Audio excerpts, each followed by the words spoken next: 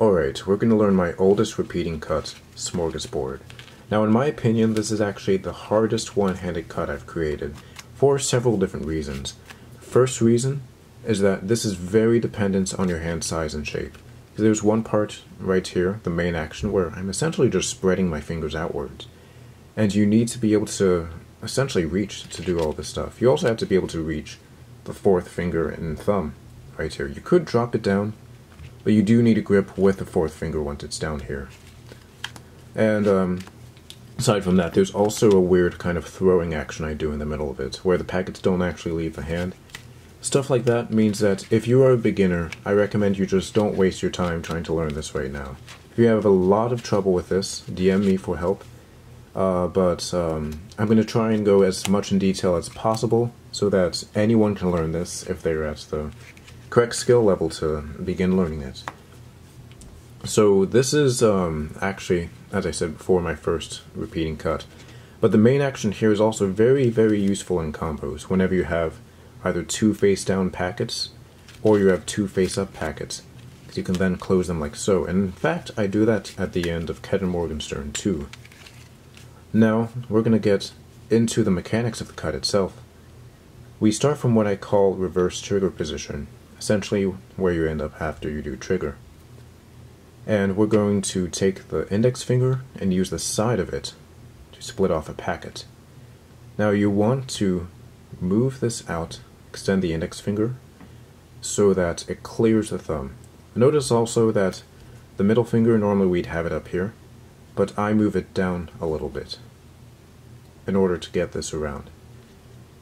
So we do that, extending the index finger, and we're going to keep extending it as we push in with the middle and fourth finger.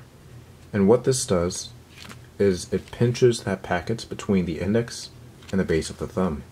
And this packet should be in the base of the thumb after we push it back with the fourth and middle finger. Now comes the hardest part of the cut.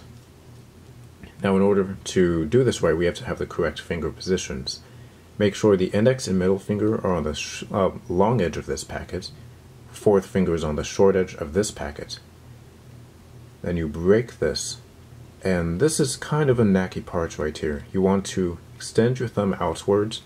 Notice that right now, this corner is above this packet, but we want to extend it past so that we have this corner under this packet. Now comes the hardest part of the cut. There are kind of two actions which happen right after each other, but I don't want you to think of them as two actions. Think of them as one continuous motion, which is just composed of two actions. And the hard part is there are two very different actions. The first action is fingers, the second action is the wrist. So we're going to try and get into this as much detail as possible. Essentially what's happening is we're letting the two packets fall like so. In order to do that, let's first look at this packet. What's happening is we're just letting it drop. All the fingers in this part are actually just extending. Let's see if I can illustrate this better. So for that packet, that's pretty easy. It falls down flat. The thumb, it extends out of the way because this corner, if you see, they turn against each other like gears. Without this packet, it's actually very hard to get this packet to move around into the correct position because we want the fourth finger to be on the long edge right here, not the short edge. Notice how we start with the fourth finger here. We move it down. The middle finger also moves accordingly. Now, to make it easier, this packet actually helps because they turn against each other like gears.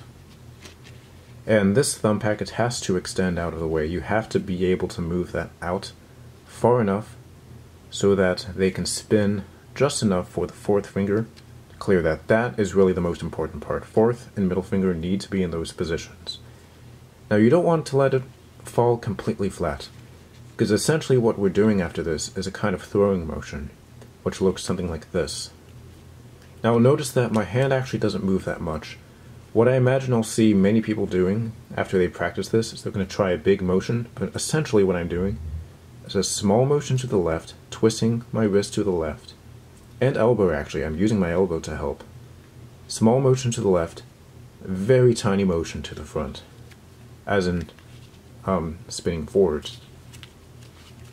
Now what this does is Essentially, it makes this packet move up like so. That's what the tiny forward motion does. You really don't need to put much effort into it. And as you do it, you want to make sure your fingers are still extended. So the index finger extends so that it can re-grip on the short edge as those packets fall like so. Should fall into straddle grip. This is going to be very difficult to get down. Once you do get it down, it's going to be very, very satisfying. Now, when you get to the end of it, after you do, I don't know, 3 is usually the amount of repetitions I do, this is actually the easiest part, because you only have 2 packets here. This thumb packet's not in the way. Stretch the thumb out of the way, let the 2 packets move against each other like gears. Before they collide flush like so, you want to throw the hand slightly, and actually, if you notice carefully, I kind of move in with these fingers too as I do it. I move in with those fingers as I do the hand throwing motion. If you look at my arm too, you'll notice very tiny motion. I cannot stress that enough. It's very, very tiny, very subtle. You don't want it to be too large, because if you have too many motions, too many hand motions, arm motions in a cut that are not necessary, you're going to distract from the mechanics of the cut itself. Because you want the focus of the audience to stay in one spot. That's one of the hard things about this cut, because it's difficult to get down the mechanics, but it's also very difficult to get down the performance of the mechanics. Because you want to be able to do this so that the focus of the cut stays in one place in space. So essentially we do that, throw it around. And if you wanted to do this in combos, you just have to make sure that you have 2 packets like so before you do it. Or if you wanted, you could do it from here. You could do that little thing, dynamite I think it's called. But yeah, if you have any questions, please DM me for help. I will help you as much as I can on this. But again, this is a very, very difficult, very knacky little move.